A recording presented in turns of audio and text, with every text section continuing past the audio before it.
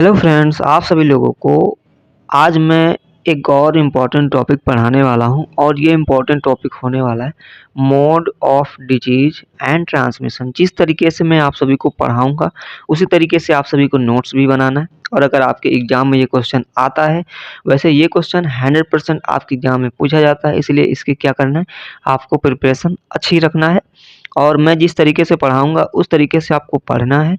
और अगर आप नोट्स नहीं बनाओगे, एक बार पूरी क्लास भी कर लोगे, एग्ज़ाम में आ जाता है, तब भी आप एग्ज़ाम में लिख ज़रूर लोगे और आपको पूरा मार्क्स भी मिलेगा। तो मैं इस वीडियो में आपको हिंदी और इंग्लिश दोनों में पढ़ाऊँगा। तो सबसे पहले समझते हैं mode of disease transmission and prevention का मतलब क्या है। देखो, ट्रांसमिशन का मतलब कि कोई भी बीमारी वो किस तरीके से ट्रांसमिट हो रही है, मतलब होती है, ठीक है? और उससे किस तरीके से आप बचाव कर सकते हैं। जैसे मान लिया आपने छींका, ठीक है? अब क्या हुआ, आपने छींक तो दिया, लेकिन सामने आपके आस-पास कोई है, तो आपके छींकने से क्या होगा, अगर आपको जुकाम है, आपने छींक दिया, तो जो सामने है उसको भी क्या हो जाएगा, जुकाम हो जाएगा। तो ये क्या हो रहा है, आपसे दूसरे को ट्रांसमिट हो रहा है, ठीक है?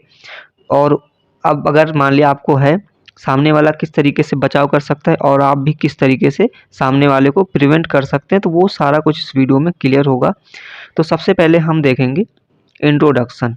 आप लोगों को नोट्स प्रॉपर बना लेना, चाहे हिंदी में बनाओ चाहे इंग्लिश में बनाओ। इसीलिए मैंने देखो यहाँ पर हिंदी और इंग्लिश दोनों लैंग्वेज में यहाँ पर नोट्स प्रोवाइड कर रहा हूँ। तो सबसे पहले है disease transmission refers to the process by which infectious agent, जिन्हें हम लोग पैथोजेंस बोलते हैं, spread from one host another. Understanding the modes of transmission is essential for preventing the spread of infectious disease. तो यहाँ पर हिंदी में आपको समझा देता हूँ। देखो, रोग संचरण उस प्रक्रिया को कहते हैं जिसमें रोगजनक मतलब पैथोजेंस एक व्यक्ति से दूसरे व्यक्ति तक फैलते हैं, जो कि मैंने अभी बताया। रोग संचरण के तरीकों को समझना संक्रमण को रोकने के लिए आवश्यक है। तो जो भी रोग मतलब जो भी डिजीज हैं जो ट्रांसमिट होती हैं, उनको समझ लेना है और उन्हें उनसे क्या करना है, प्रिवेंट भी करना है। तो चलिए अब हम देखते हैं सबसे पहले टाइप्स ऑफ डिजीज ट्रांसमिशन। अब कितने प्रकार के जो हैं होंगे हमारी डिजीज जो कि ट्रांसमिट होती हैं। पहला तो डायरेक्ट ट्रांसमिशन। डायरेक्ट मतलब सीधा संचरण इनका होता है। जैसे when pathogens are transmitted directly from an infected person to another, मतलब जब रोगजनक मतलब जो भी पैथोजेंस हैं सीधे संक्रमित व्यक्ति से दूसरे व्यक्ति तक पहुंचते हैं, ठीक है? तो उन्हें हम क्या कहते हैं, डायरेक्ट ट्रांसमिशन। अब इन्हें भी हमने दो भागों में बांटा है, ठीक है? डायरेक्ट मतलब एक व्यक्ति से दूसरे व्यक्ति में क्या हो रहा है, डायरेक्ट ट्रांसमिट हो रहा है। अब इन्हें भी समझते हैं। डायरेक्ट मतलब जैसे ड्रॉपलेट ट्रांसमिशन, इनके भी प्रकार हैं डायरेक्ट ट्रांसमिशन में, ठीक है? ड्रॉपलेट ट्रांसमिशन, तो इसमें क्या होगा, pathogens spread through droplets released during coughing, sneezing और टॉकिंग। अब देखो, जैसे आप बात कर रहे हो, मैं बात कर रहा हूँ, मेरे आसपास कोई बैठा है, तो उसे हो सकता है, इसमें यही लिखा हुआ है, खांसी, छींक या बात करते समय संक्रमित व्यक्ति से बूंदों के माध्यम से रोग फैलता है।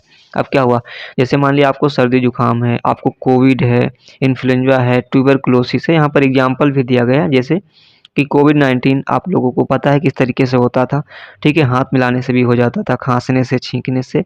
इन्फ्लुएंजा, ट्यूबरकुलोसिस, ठीक है? ये ऐसी बीमारी हैं जो डायरेक्ट हो सकती हैं।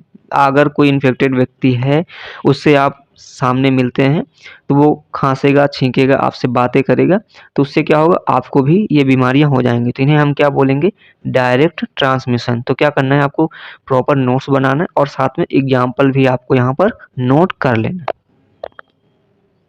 अब हमारा आता है डायरेक्ट कांटेक्ट, ठीक है? डायरेक्ट कांटेक्ट, वहाँ तो डायरेक्ट ट्रांसमिट हो रहा था, अब ये हो जाएगा हमारा डायरेक्ट कांटेक्ट, मतलब physical contact such as touching, kissing और सेक्सुअल कांटेक्ट, मतलब संक्रमित व्यक्ति के साथ शारीरिक संपर्क के माध्यम से रोग फैलता है, जैसे टीडियस, यौन संचारित रोग और स्किन इन्फेक्शन। तो बहुत सारे रोग हैं जो स्किन इन्फेक्शन से भी हो जाता है। मान लिया बहुत सारे लोगों को क्या है, दाद है, तो क्या होगा, आप संक्रमित व्यक्ति के पास रहेंगे तो आपको भी दाद होने के चांसेस बहुत ज़्यादा रहेंगे। खुजली है किसी को, तो अगर आप उसके पास रहेंगे तो आपको भी हो जाता है। तो इस तरीके के रोग भी हैं जो कि डिजीज आपको हो सकते हैं, कैसे? डायरेक्ट कांटेक्ट से भी हो जाती हैं। तो यहाँ पर आप देख सकते हैं कि जैसे टचिंग, किसी को टच कर रहे हैं, किसिंग, किसी को आप किस कर रहे हैं, या फिर सेक्सुअल कांटेक्ट भी है। तो इस तरीके से भी बहुत सारी बीमारियां, जैसे एचआईवी हो गया, एड्स हो गया, तो वो भी इन्हीं तरीकों से डायरेक्ट कांटेक्ट से फैलती हैं। अब प्रिवेंशन, अब अगर ये हैं तो इन्हें किस तरीके से प्रिवेंट कर सकते हैं? लिखा है वियर मास्क इन क्राउड प्लेस, क्या करना है? भीड़ में मास्क पहनना। मान लिया बहुत ज़्यादा भीड़ है, अब आपको तो पता नहीं किसको क्या प्रॉब्लम है, कौन सी डिजीज है, तो क्या करना है? मास्क पहन लेना अगर ज़्यादा भीड़ है। मेंटेन फिजिकल डिस्टेंस, क्या करना है? आपको शारीरिक दूरी बनाए रखना है। वॉश हैंड्स रेगुलरली, क्या करना है? आपको अपने हाथों को नियमित रूप से धोते रहना, साफ रखना है। ठीक है। अब हमने देखा डायरेक्ट ट्रांसमिशन, अब हम दूसरी हेडिंग पढ़ेंगे इनडायरेक्ट ट्रांसमिशन, मतलब अप्रत्यक्ष संचरण। ठीक है। डायरेक्ट अभी आप देख रहे थे, डायरेक्ट के हमने दो टाइप्स पढ़ा, कौन कौन से? मैं आपको दिखा देता हूँ। पहला तो हम ड्रॉपलेट, ठीक है, बूंदों के द्वारा संचरण हो रहा था, और यहाँ पर डायरेक्ट कांटेक्ट के द्वारा हो रहा था। अब हम जो टॉपिक पढ़ेंगे वो है इनडायरेक्ट। ठीक है, इनडायरेक्ट किस तरीके से होगा? When pathogens are transmitted through contaminated object, जैसे एयर और अदर मीडियम्स। अब यहाँ पर डायरेक्ट तो नहीं हो रहा, लेकिन इनडायरेक्ट हो रहा। किस तरीके से? जब रोग जनित दूषित वस्तुओं, हवा या अन्य माध्यमों से फैलते हैं। ठीक है। अब बहुत सारी, जैसे एयर है, ठीक है, हवा, हवा के माध्यम से भी बहुत सारी बीमारियां हो जाती हैं। ठीक है। कोई भी दूषित वस्तु है, ठीक है, इन्फेक्टेड है, उसे आप टच कर लोगे तो उससे भी क्या हो जाएगा? उससे भी आपको प्रॉब्लम हो जाएगी, डिजीज हो जाएगी। इस तरीके से भी फैलता है। अब इनके भी प्रकार हैं, टाइप्स। फोमिट ट्रांसमिशन, फोमाइट मतलब फोमाइट ट्रांसमिशन क्या हो जाएगा, वो चीज़ आपको समझना है। जैसे contaminated surfaces like door knobs, mobile phones और यूटेंसिल स्प्रेड द इन्फेक्शन। अब देखो यहाँ पे क्या कह रहा है कि दूषित सतहों, जैसे दरवाजे के हैंडल, अब कोई दरवाजा है तो उसको सब लोग ओपन करते हैं, मोबाइल फ़ोन या बर्तनों को छूने से संक्रमण फैल सकता है। ठीक है। अब यहाँ पर मोबाइल टच करने से, मान लिया किसी का फ़ोन है, इन्फेक्टेड है, उसे आप टच कर लिए तो उससे भी फैल सकता है। बर्तनों को भी छूने से संक्रमण फैल सकता है, मान लिया आपने टच कर लिया तो उससे भी हो सकता है। अब जैसे एग्जांपल यहाँ पर कोविड-19 और कॉमन कोल्ड, मान लिया किसी को कोल्ड है, उसके हाथ में मोबाइल है, आपने भी उसका टच कर लिया। अब क्या होगा? घर में है, वो दरवाज़ा ओपन करता है, ठीक है? अब सभी लोग आके दरवाजे को ओपन करते हैं हैंडल पकड़ के, तो इस तरीके से, ठीक है? अब वो बर्तन छू रहा है, टच कर रहा है, आप भी टच कर रहे हो, तो उससे क्या होगा? अगर कोविड-19 है तब भी हो जाएगा। आप लोगों ने देखा था कि कोविड-19 आया था तो उसे कितनी दूरी बनानी पड़ती थी, कॉमन कोल्ड, तो ये आपके क्या हो जाएँगे? फोमाइट संचरण हो जाएँगे, fomite.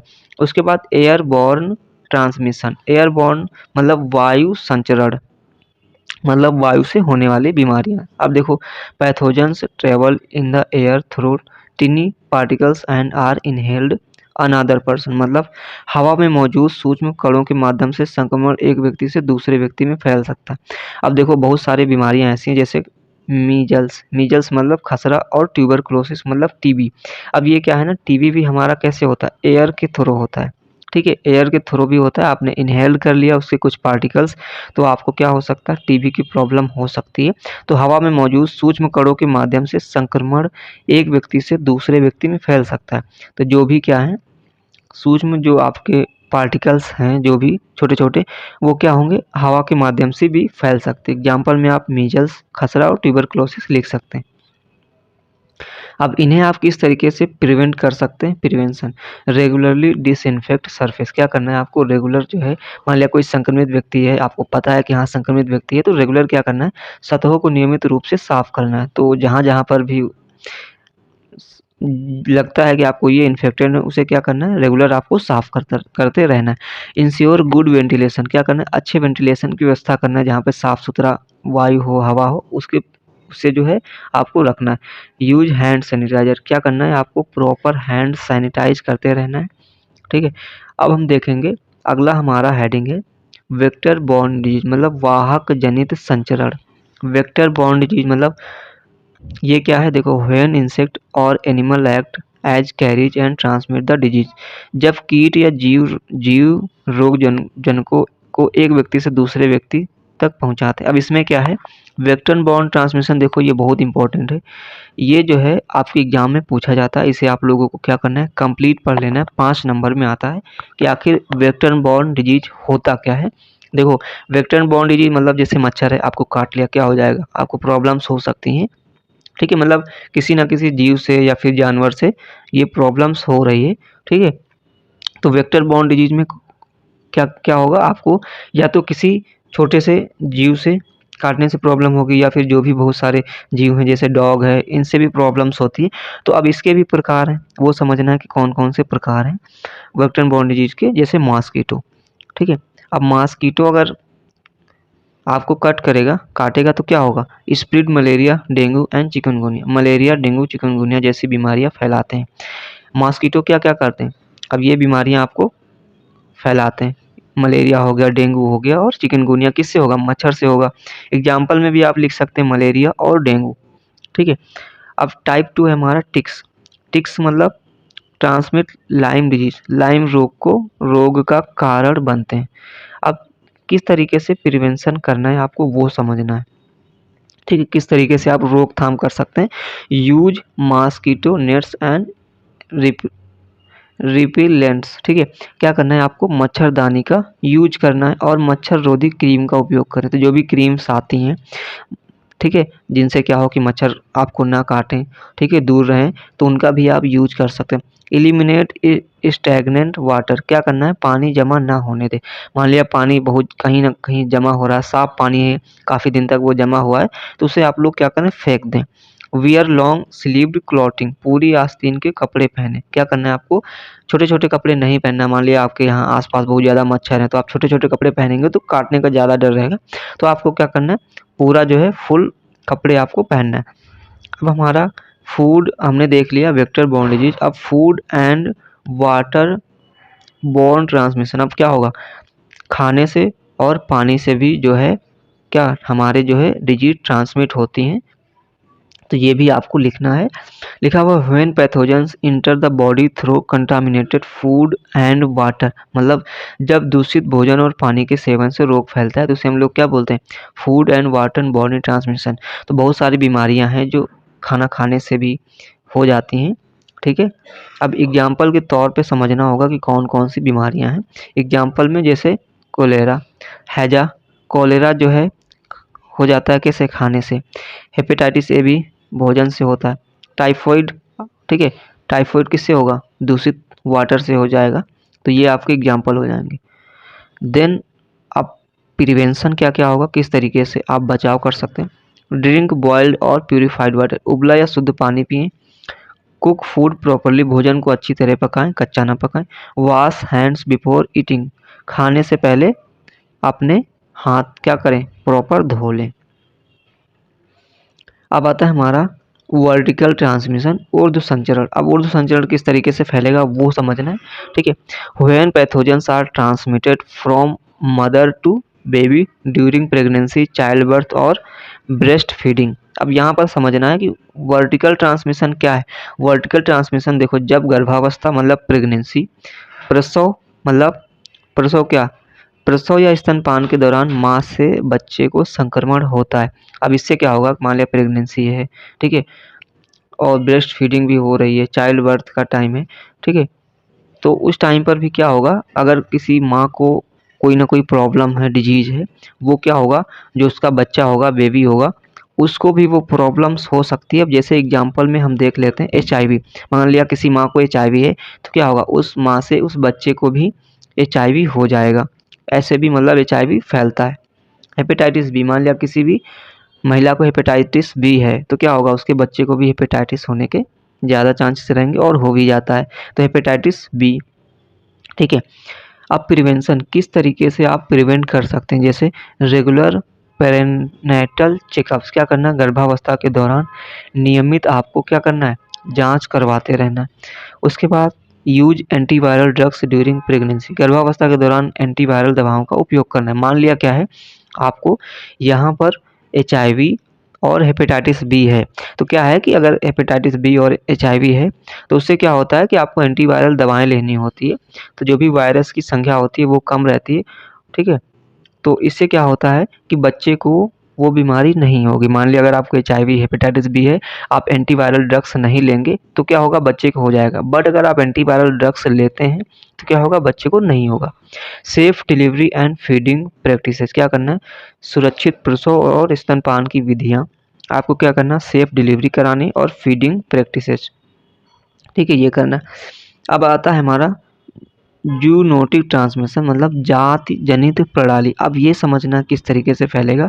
When diseases are transmitted from animals to humans, किस तरीके से। अब क्या है ना, बहुत सारे जानवर से भी हैं, वो क्या करते हैं, इंसानों को भी रोग फैला देते हैं, ठीक है। जैसे जब जानवरों से मनुष्यों तक रोग प्रसार होता है, मान लिया कोई जानवर है जैसे डॉग, अब क्या करता है, डॉग बहुत सारे लोगों को काट लेता है, आप सभी को पता है। तो उससे क्या होता है, डॉग के काटने से इंसान को क्या हो जाती, बीमारी हो जाती। कौन सी बीमारी हो जाती है, यहाँ पर आप लोग देख सकते हैं, एग्जाम्पल है रेबीज। क्या होगा, रेबीज भी, मतलब अगर डॉग काट लेता है किसी किसी को तो क्या होता है, उसे रेबीज हो जाता है। उससे क्या होगा, अगर सही टाइम पे वैक्सीनेशन नहीं हुआ तो ये बीमारी काफ़ी प्रॉब्लम करेगी, ठीक है। तो रेबीज हो जाता है। एंथ्रेक्स, एंथ्रेक्स ये भी क्या हो जाएगा, जानवर से फैलेगा। अब आता है हमारा प्रिवेंशन, किस तरीके से आप बचाव कर सकते हैं। लिखा vaccinate pets and domestic animals, क्या करना है, मान लिया पालतू और घरेलू जानवरों का टीकाकरण करवाएं। मान लिया अगर आपने पाल रखा है कोई भी जानवर, ठीक है, जैसे बिल्ली हो गया, डॉग हो गया, तो क्या करना है, प्रॉपर उनका टीकाकरण कराना है। जिससे क्या होगा कि किसी को वो काट लेता है, मान लिया आपको ही काट लिया, तो उससे क्या होगा, आपको कोई बीमारी नहीं होगी। मान लिया किसी और को कट कर लिया तो उसे जो है रेबीज होने के चांसेस ज़्यादा रहेंगे।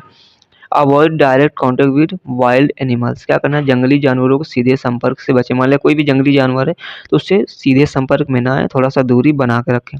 Proper handling and cooking of animal products, क्या करना है, पशु उत्पादों को सही से संभालना और पकाना है, ठीक है। अब बहुत सारे लोग क्या करते हैं कि मान लिया आप चिकन खाते हो तो, ठीक है, चिकन खाते हो या कोई किसी भी प्रकार का मीट का सेवन करते हो, तो उन्हें किस तरीके से क्या करना है, प्रॉपर उनकी हैंडलिंग करना है और सही से क्या करना है, उन्हें पकाना है, ठीक है, तभी उनका सेवन करना है।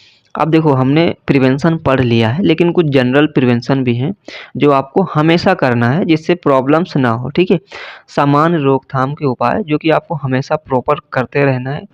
फिर मतलब किसी भी डिजीज़ फैलने की शंका हो कि नहीं हमें हो जाएगा तभी आपको प्रिवेंट करना है, ऐसा नहीं, आपको हमेशा इस तरीके के प्रिवेंशन कराते रहना है।